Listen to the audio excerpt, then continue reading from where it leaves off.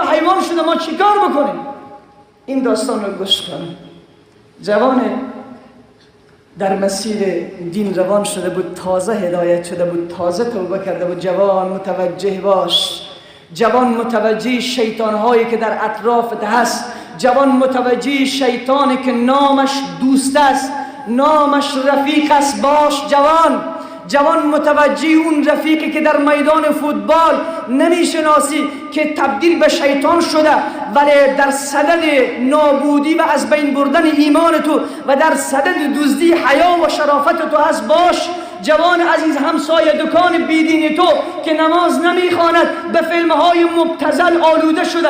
عزیز من، اگر 100 تا سخنرانی یک عالم بشنوی، صدها جمعه گریه بکنی، یک فیلم مبتذل همه را میشوید، همه را میسوزاند، از مسیر حق تو را منحرف میگرداند.